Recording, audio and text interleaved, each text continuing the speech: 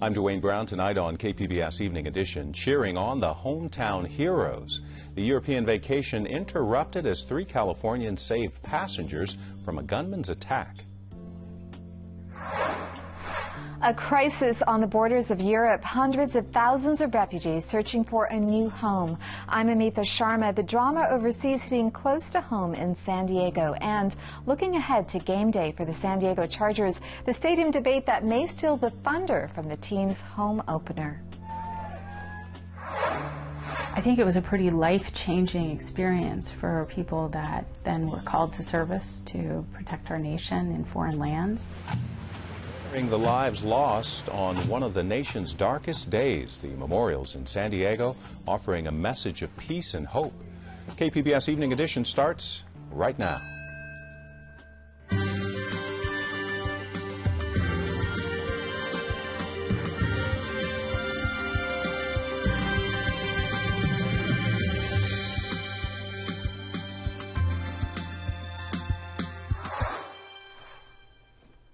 Hi, good evening. Thanks for joining us. A moment of silence and reflection today for the victims and survivors of the September 11th terrorist attacks.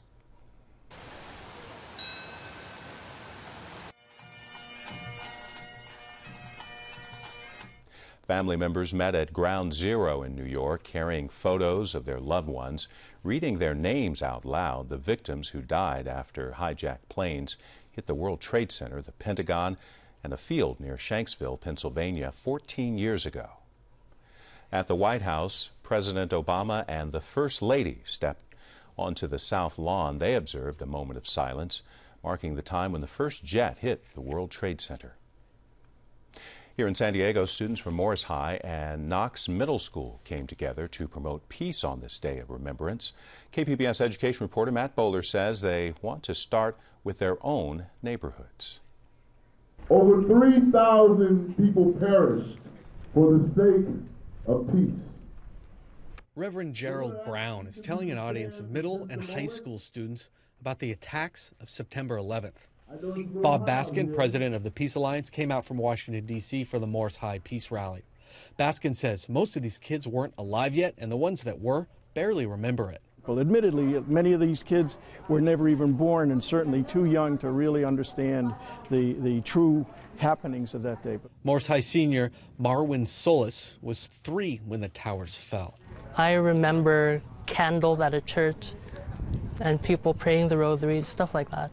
Baskin says Morris High September 11th Peace Rally is one of many events taking place all over the world. September 11th is the start of a 10-day period of compassion that starts with September 11th, but culminates 10 days later on the UN International Day of Peace, September 21st. 16-year-old Solis says September 11th is a day to figure out how to bring peace home. I take inspiration from Mother Teresa. She said to find Calcutta wherever you are. So it might not necessarily be a person that's poor or missing in material items.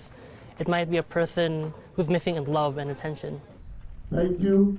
Have a good day and be blessed. Matt Bowler, KPBS News. Helping vets and their families recover, that's the mission of the Vet Center in Liberty Station in Point Loma. The center was at the forefront of providing counseling services to military personnel and their families right after 9/11. It was established by Congress back in 1979 to help Vietnam vets readjust. Today, it serves primarily individuals from the wars in Iraq and Afghanistan. What we do in our primary mission is working with veterans that have served in a war zone and veterans that have been exposed to sexual trauma while in active duty, as well as active duty that have had those experiences, combat and sexual trauma, and their families to recover from the impact of that trauma. It could take several years or even decades before a veteran seeks help. The Vet Center held an open house for the second year on 9/11 so military members could see what type of services are available. Most of the staff are veterans or family members of one. The Syrian crisis is hitting close to home for many living in San Diego County. Amita Sharma examines how the U.S. is responding. President Obama said this week he wants the U.S. to take 10,000 Syrian refugees. The news comes as the human catastrophe in Syria intensifies. Pictures of desperate Syrian refugees fleeing their war-torn country to find new homes in foreign lands are wrenching. Joining me to talk about the refugee crisis are Sohaib Al-Agha, Vice President of the Syrian American Council, and Michael Provence teaches Middle East history and is an expert in Syria. Sohaib, President Obama says he wants the United States to take 10,000 refugees, but there are actually 4 million Syrian refugees. How big of a dent does Obama's offer make? Actually, there's 12 million displaced Syrian, only 4 million registered at the UN Refugee Agency. The scale of the disaster in Syria has not been precedented since World War II. And so far this year, the hope is that the U.S. will take 1,000 refugees. That's 1 out of 12,000 displaced people. So that's what tells you the scale. It's a drop in an ocean. So, Professor Provence, neither the United States nor its allies have been successful in dislodging ISIS from Syria through military strikes. There's pressure on the U.S. to change its strategy, but what really is its strategy? Well, we don't know. The strategy is to do something. Airstrikes seem to be the reflective way that the United States does everything in the Middle East. I say that seriously. So we deal with the Middle East in a strictly military way, not in a humanitarian way, not in a diplomatic way most of the time. And this follows this general kind of trend. The crisis is, as Suhail says, a crisis that's unprecedented. But it's not a new crisis. It's a crisis that's been ongoing for 10 years. Before the Syrians, there were the Iraqis. And of course, we had a direct role in that. There were 20% of the population of Syria a few years ago were Iraqi refugees from the war in Iraq that we launched in 2003. So it's a continuing, slow-motion humanitarian catastrophe of unprecedented scope. And a military solution, a solution that targets Islamist fighters against the government of Syria, the government that's been killing all these people in many cases, this is not much of a strategy at all. So we need something better, and we need something big, and we need something soon. Sohaib, your father still lives in Syria. What does he tell you about the daily struggles that Syrians face who've remained behind? Well, Syrian people have been abandoned, and the U.S. as a leader of the free world had abdicated liberty in Syria. People are very desperate, and the refugee crisis is basically a symptom of a disease, and a disease is called Assad. Here in San Diego, there are 9 families so far, 42 individuals, most of them from a city called Homs in middle Syria. The city was leveled to the ground by Assad forces years before ISIS came to power and have a prominent position which they have right now in Syria. And now that ISIS is here, and you have government forces who have been hostile to their own people, what have been the interactions like between the citizens and ISIS fighters, between the citizens and government forces? Government forces is not fighting ISIS. Only the U.S. coalition are fighting ISIS, at least in Syria. And then Free Syrian Army are fighting ISIS now north of Aleppo. There is a lot of studies which was done on that. Assad is very happy with the dichotomy which he come out and say it's only me or ISIS as the only 2 options. However, liberty and democratic institution had always been an option in Syria, but it's been abdicated by Western power. Professor Provence, if you had President Obama's ear, what would you tell him to do? What would you advise him to do? That's a difficult question. Well, the negotiations that have just taken place with Iran over the nuclear issue are a beginning, a standpoint. Iran, of course, is the main supporter of both the Iraqi government and the Syrian government. So restarted negotiations or restarted relations with Iran hold some promise. A regional summit, I would say, that would try to change the Syrian government, to have a united front of all of the countries in the region against ISIS. These are the kinds of things that might be done. A regional strategy for refugee resettlement, including Europe, but these are very difficult and cost a lot in political capital, and courage and initiative is in short supply. Very quickly, how difficult is it for you to see such turmoil in your motherland? Extremely difficult to see it happening, and it's extremely difficult to see my adopted home abandoning freedom. We're going to close it there. So, hey, Professor Provence, thanks for coming on the program. Thank you. Thank you. A parade at the state capitol today for 3 Paris train heroes. Hundreds lined the streets to honor 3 friends from Sacramento who thwarted a terrorist attack on a high-speed passenger train while they vacationed in Europe. In spite of the heat and humidity, marching bands and parade floats made their way through the Capitol. Mayor Kevin Johnson says the heroic acts were a continuation of America's fight against terrorism, a fight going back 14 years to September 11th. The action sent a message. It was a statement. What did it say? It said that we will not succumb to the barbaric acts of terrorism.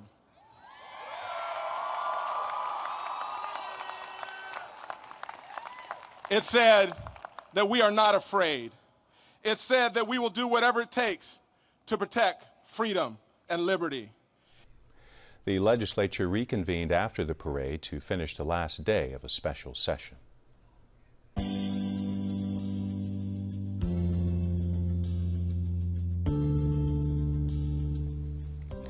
A controversial bill allowing terminally ill patients in California to end their lives with medication is now heading to Governor Brown's desk. An emotional debate on the Senate floor this afternoon. The measure requires patients to be able to take the medication themselves. They also need 2 doctors to sign off on it. Opponents say the measure could prompt premature suicides. No word on whether Governor Brown will sign the measure. We are learning about what may be the first West Nile virus death in San Diego County this year. State health officials are investigating 2 cases. A 79-year-old San Diego woman died Tuesday. A Santee woman was also treated for the virus. She's recovering tonight. County workers are inspecting their neighborhoods looking for potential mosquito breeding areas. Deadline missed. The Chargers needed to sign off today on a new stadium plan in San Diego in order to move a ballot measure ahead in January. Negotiations have stalled between the team and the city. Chargers say a rushed environmental review will not survive a court challenge. The city chose a course of action in June that basically has prevented any progress. And so it's hard to know what gets back to the negotiating table because, as I said, the fact is that the city has a legally invalid environmental review process, and there's just no question about that, and there's no way around it. Mayor Kevin Faulconer disagreed. He said an initiative could still make it to the ballot next June. The Chargers are getting ready for their home opener on Sunday. Amitha Sharma takes a look at what's next for the team. This weekend may be the last season opener for the Chargers in San Diego, or maybe not. Today's the deadline that the city gave the team to make a deal by in order for a new stadium to go to a public vote in January. There's no deal, so that means the Chargers will likely try to relocate to Los Angeles. But a final decision on a Chargers move will be made by the NFL. Joining me to sort it all out is Mighty 1090 sports columnist Jay Paris. Jay, welcome. Hey, thanks for having me. So today's the deadline for the stadium deal. There isn't one, so what happens next? There's no deal, and really, this ship has sailed a while ago. Back in June, when the Chargers failed to negotiate anymore, they kind of put their cards on the table. The next would be the NFL have meetings in October, and then people start relocating or apply for relocation in January. So, you know, all the tea leaves point to the Chargers leaving probably next year. So the Rams owner, Stan Kroenke, wants to move to Los Angeles. And then you have a possible joint stadium deal between the Oakland Raiders and the Chargers in Carson. Is there really a market for 3 teams in Los Angeles County, or is it more like 2 teams? I think it's a, they're playing musical chairs with 2 chairs, and there's 3 teams. I think probably 2 you could pull it off. 3 would be quite a stretch, even for L.A. There's a lot of money up there and a lot of people but 3 teams might be a little much. I think the deal in Inglewood is the odds-on favorite. Mr. Kroenke, you know, he's married to the Walmart people, and he's got plenty of cash himself. So I think that's where the Chargers end up as a co-tenant with Mr. Kroenke. So how has this almost constant talk of the Chargers leaving for Los Angeles affected their fan base in San Diego? It's been horrible. Let's be clear here. I mean, the Chargers have been a part of this fabric of the community for 55 years, and those fans have supported the Spanos family and other owners as well to really make Sundays in San Diego special. And for all the off-season, just the drumbeat that we're leaving and the city's incompetent and we'll go elsewhere. I think, too, with them joining forces with the Oakland Raiders, their arch rival, who Charger fans despise, that only ratcheted it up. So they'll get back to football on Sunday, but I'm sure there'll be a couple angry fans there as well. Yeah, I wanted to talk to you about that. So how do you expect that kind of emotion, those feelings, to play out on Sunday when they play the Detroit Lions? Do you expect protests? You know, do you expect I think banners? there'll be some protests out there. I think there'll be some bed sheets written up that show that they're not all them happy about leaving. And let's be clear here, the Chargers, you know, those fans, they invest a lot emotionally. You know, I've always said sports is the most important thing. That means absolutely nothing. But it means something to a lot of people, and they feel really their team is being taken away from them, and that they're moving to L.A., which San Diego people don't like as well, only intensifies that disappointment. But they're still buying tickets, and they're going. Still buying tickets, and tickets that can be sold to other people, and maybe people want to get in on the last season to take their kid or something. But tickets have gone well. I think some of that speaks to the teams that are coming in and those cities' fans as well buying them up.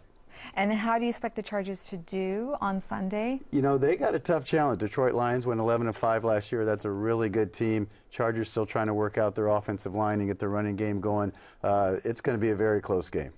And overall, what does the season look like for the Chargers? I think they'll win 8 or 9 games. You know, whether that's enough to get in the playoffs or not, we'll see. They haven't made the playoffs for the last 5 years. They're in a tough division, still trying to get past the Denver Broncos. Kansas City Chiefs are a little bit better. But the Chargers, they'll be in the mix. I'm not quite sure they're going to get to that 10-win mark or not. And who are some of the players that we should look out for this season? I always look for number 17, Phillip Rivers, really the joy of San Diego, and it's been great watching him play all these years. Melvin Gordon, their running back from Wisconsin, star running back from Wisconsin. They moved up in the draft to get him. He's going to be a key player. Melvin Ingram as well. They need a pass rusher. He's going to be the big guy on that side of the ball. Jay Paris, always a pleasure having you on the program. All right, thank you. Thank you.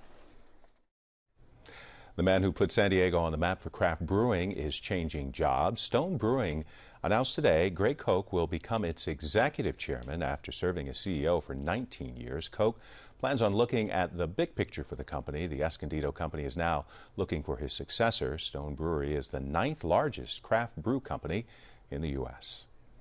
A community fixer-upper. The intersection of Euclid and Imperial Avenue is up for a makeover. KPBS reporter Claire Traeger says volunteers will spend the next month sprucing up the corner of Lincoln Park. We've chosen this area here because it's one of the main corridors in our community. A, and B, it has a past history that all of us in the community are working hard to sort of reverse. Barry Pollard is a community organizer and southeastern San Diego resident. He's leading the effort to remake the corner at Euclid and Imperial Avenues. It has a history of gang violence and was labeled in the past by the media as the 4 corners of death because of its high homicide rate. While that reputation no longer exists, Pollard says the area still needs sprucing up. And Better Blocks is a tool that's used throughout the United States to put some focus on some underserved areas that need development, and we need it quickly. So he and other volunteers are planning an event called Better Block. It will transform the space with planters, remade storefronts, and benches to create a community gathering space. Monique Lopez is one of the volunteers involved in the project. She says the makeover will use the talents of nearby residents, including artists and woodworkers. We have a very unique opportunity with Better Block to show the asset that the community has, but also to really be able to express in real time the potential beauty that's in this place as well. Better Block will host a community workday on Saturday. The remade space will open on Saturday, October 17th. Claire Traeger, KPBS News. Powering up, El Niño may be on track to become one of the strongest systems ever. KPBS reporter Susan Murphy tells us San Diego emergency officials are bracing for an intense wet season. This was the winter of 1997 and 98. It was the last time a strong El Niño pounded the region with a series of storms. 18 inches of rain deluged downtown San Diego. The Cuyamaca Mountains received 54 inches, Ramona 31 inches, Escondido 28. In all, the county's rainfall averaged 188% of normal, triggering floods, mud flows, and mayhem. Now, San Diego is bracing for a repeat event. Dan Cahan is a climate researcher with Scripps Institution of Oceanography. This El Niño looks really robust, and it's strong. As strong as the event in the late 90s, the latest report from the National Oceanic Atmospheric Administration shows water temperatures in the equatorial Pacific Ocean are nearly 4 degrees above normal, well within the strong category. The condition is expected to strengthen and could play havoc on weather systems across the globe. Cahan says El Niño's wrath this fall and winter in San Diego could once again lead to flooding and mud flows. Several of the large El Niños, not all of them, storminess was more frequent and in some cases more intense. 4 years of severe drought have left hillsides parched, the ground rock hard. Cahan says an inundation of rain could cause problems. If you get a large event where there's a lot of rain in a short amount of time, then that water's got to go somewhere. Like the 8 inches that dumped in San Diego during February of 1998, flooding streets, rivers, and low-lying areas. Then there's mud flows. Cahan says it would likely take several rain events for the soil to reach saturation. It's when we get that near saturation condition and we generate lots of runoff, usually during intense rainfall. That's when we get a lot of damage. Cahan says ocean coastal erosion is another major concern, especially if storms coincide with high tides. That's what happened during the strong El Niño in January 1983. Many locations along the coast reached their highest sea levels on record. That's because we had, first of all, high astronomical tides. We had an El Niño effect, which tends to elevate the water levels along this coast between 6 and 12 inches above its normal stand. And then we had big storms, large waves. The large wind waves destroyed dozens of restaurants, homes, and other structures. That winter, we lost the pier here at Scripps. Damage across the state that winter in 1983 topped $1 billion. Cahan says coastal damage during the 1998 El Niño was less severe. In 98, we had equally active storms during that winter, but we kind of dodged a bullet because those storms happened not to coincide with the highest tides. Emergency officials are hoping to dodge another bullet with the coming El Niño. Still, they're preparing for the worst. It's a very interesting time. Here at the Office of Emergency Services, we are planning all at once for drought, for flooding, and for fire. Holly Crawford is director of San Diego County's Office of Emergency Services. She's been meeting regularly with emergency officials and leaders across the county to plan for El Niño and its potential disasters. Our areas of concern are definitely the recent fire burn areas, as well as residents who live near streams, residents who live on any type of sloped property, again with dead vegetation. Part of her planning includes a public outreach campaign to inform people how to stay safe. She says it's essential that people know their flood risk and to take action now to prevent runoff from reaching their homes. And the county is making sandbags available at no cost at 9 different locations for residents who live in the unincorporated area. And if you don't live in the unincorporated area, check with your local city's Department of Public Works to see what's available to you. Crawford says during an emergency, communication is key. People can follow Ready San Diego on Facebook and Twitter. You also want to make sure that you register your mobile phone with Alert San Diego. That's the county's mass notification system. El Niño-fueled rains could begin falling in San Diego as early as next month, though researchers caution the conditions are unpredictable and there's no guarantee. Susan Murphy, KPBS News. KPBS video journalist Nick McVicker helped produce that story. I'm Gwen Eiffel. On the next News Hour, William Brangham joins refugees as they board trains from Hungary to Western Europe. That's Friday on the PBS News Hour.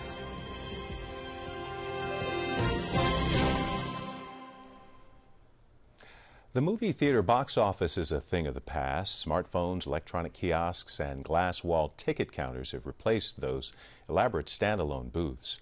KPBS culture reporter Angela Carone says a new exhibit of photographs celebrates their architectural beauty.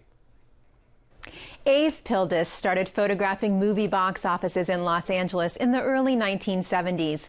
The box offices were often built in the same architectural style of the grand old movie theaters they sat in front of. Pildes thought of them as little jewels. So it was like wearing a diamond ring. That was what you saw first. So it was the same as offering one's hand to the people on the sidewalk to come in. You know, they were a draw. In San Diego, he photographed the box offices at Spreckles and the Plaza Theater. Pildes' black and white images will be on display at the Joseph Bellows Gallery in La Jolla through October 25th. Angela Carone, KPBS News. We are looking ahead to relief from the heat wave here in San Diego. 80s along the coast over the next few days. A mix of sun and clouds for the inland valleys with 80s there. Stormy weather still expected in the mountains with 80s and 70s over the next few days. Triple-digit temperatures in the desert.